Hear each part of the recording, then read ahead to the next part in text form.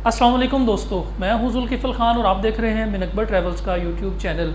UAE Dubai travelling के हवाले से नया नोटिफिकेशन जो एफआईए ने जारी कर दिया है और जो एयरपोर्ट अथॉरिटीज़ हैं, जो इमिग्रेशन है, उनकी तरफ से एक नया नोटिफिकेशन आ गया है। इस नोटिफिकेशन के मुताबिक जो लोग यूएई पाकिस्तान से यूएई ट्रैवल कर रहे हैं उनके लिए कुछ नई रिक्वायरमेंट्स ऐड कर दी गई हैं, जिनके ऊपर हम आज की वीडियो में डिस्कस करेंगे।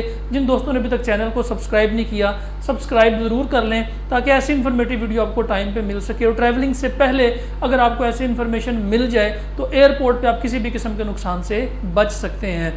तो एफआईए की तरफ से और इमिग्रेशन अथॉरिटीज़ की तरफ से, एयरपोर्ट अथॉरिटीज़ की तरफ से एक नया नोटिफिकेशन जारी हो चुका है, जो कि आपकी स्क्रीन के ऊपर भी आ रहा है। इस नोटिफिकेशन के मुताबिक आज भी, यानी कि गुजरी हुई जो रात है और आज 40 मुसाफिरों को यूएई के मुख्तलिफ एयरपोर्ट से, स्पेशली दुबई एयरपोर्ट से वापस भेज दिया गया है, जिसकी मेन वजह जो 17 मुसाफिर हैं उनकी जो मेन वजह थी वो ये थी कि उनके पास डमी रिटर्न टिकट थी, जो वापसी का टिकट था वो डमी था, इसलिए उनको वापस भेज दिया गया।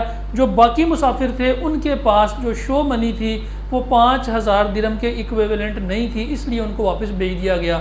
लेकिन जिन लोगों के पास यूएई में किसी रिश्तेदार का, किसी दोस्त का फ़ोन नंबर था, उसका एड्रेस था, उसके घर का कोई रेंट एग्रीमेंट था, उसकी वीज़ा कॉपी थी, उनको छोड़ दिया गया। तो ये नोटिफिकेशन उन्होंने इसलिए जारी किया है कि जो भी लोग यूएई विज़िट वीज़ा के ऊपर जा रहे हैं, लेकिन मैं एक चीज़ क्लियर कर दूं कि ये सख्ती सिर्फ फ़िलहाल दुबई एयरपोर्ट के ऊपर है, अबू धाबी, शारजा, अलैन के ऊपर ये सख्ती नहीं आ रही।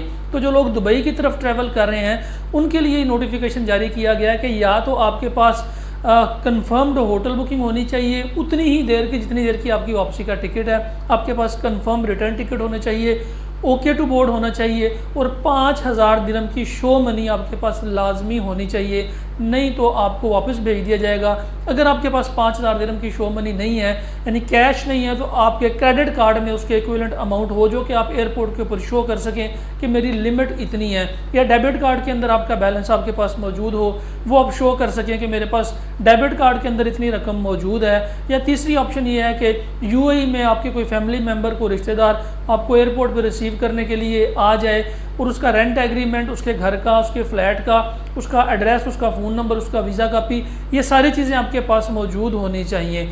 ये सख्तियाँ इस वक्त एयरपोर्ट पे चल रही हैं। जो दोस्त दुबई एयरपोर्ट पे ट्रैवल करना चाह रहे हैं उनके लिए ये अपडेट है। जो बाकी एयरपोर्ट्स पे फ़िलहाल इस किस्म की कोई पाबंदी भी नहीं है। और दुबई में चूँकि वीज़ा अप्लाई करने के लिए भी बैंक स्टेटमेंट की रिक्वायरमेंट है और बाकी अबू धाबी में, शारजा वगैरह में अभी ये रिक्वायरमेंट भी इम्प्लीमेंटेशन नहीं की गई, तो इसलिए जो लोग दुबई ट्रैवल करना चाह रहे हैं वो थोड़े से कॉन्शियस हो जाएं।